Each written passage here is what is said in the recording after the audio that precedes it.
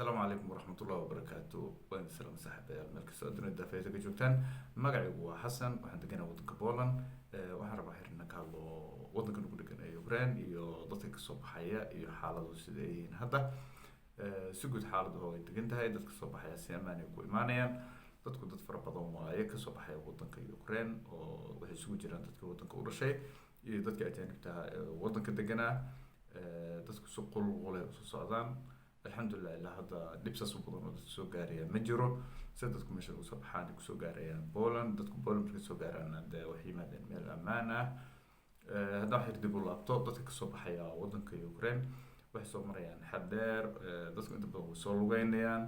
dadku way soo daalayaan way soo jilcayaan dadka qaar ahaan dadka Soomaalida oo dad isaga jilacsan oo safarada dheer oo lugta iyo aan ku fiicnayn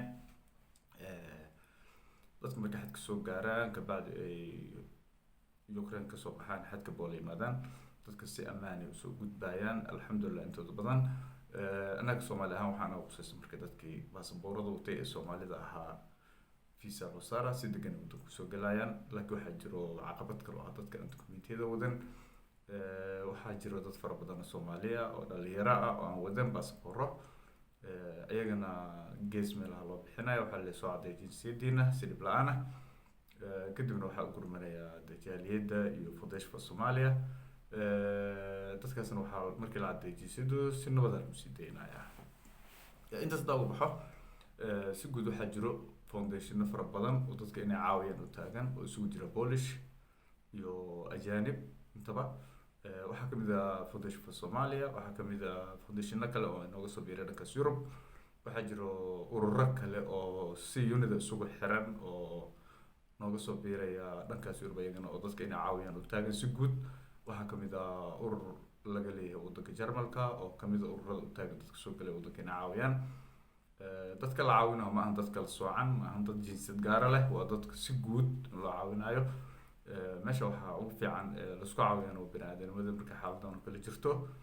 dadka si isku mid ah loogu danqado lana soo dhaweeyo hadda xaaladda ugu dambeysay iyo waxyaabaha yar oo saameynta leh ka taabto waxaa jiro wiil dhalinyaro ah Soomaaliyeed oo na soo wacay oo taleefan hal mar naga soo wacay waddankana meel uu ka joogo iyo meel uu ku sugan yahay aan aqoonin inuu Poland joogo iyo inuu Ukraine wali ku jiro aan kala aqoonin dhunsan macnaha dad badan oo saas oo kale ay jiraan oo gabdho ku jiraan ayagana meel kale ayagana naga soo wacay dadkaas gabi aan waxaan u rajeynaynaa in Ilaahay si bad qaba ku soo nabadgeliyo meel nabadana Ilaahay u gaarsiiyo ayagoo nabad qaba wiilkaas hal mar uu soo hadlay wuxuu la socdaa dhalinyaro kale oo Afrikaan ah jidkii ka dhumay meel waxaan joognaa aan aqoonin wiilku taleefan ma wato taleefanka dhalinyarada kale naga soo hadlay taleefankiina qadka uu ka baxay internet ma aysan haysan taleefankiina dab la'aan oo kale uu kulay si guud waxaan rajeynaa wiilkaas horta in loo duceeyo gabdhaha sidoo kale ayagana in Ilaahay soo nabadgeliyo meel lamaana keeno loogu duceeyo gabdhaha ruuxooda hal mar aan ismaqalnay waxay la socdaan ayaguna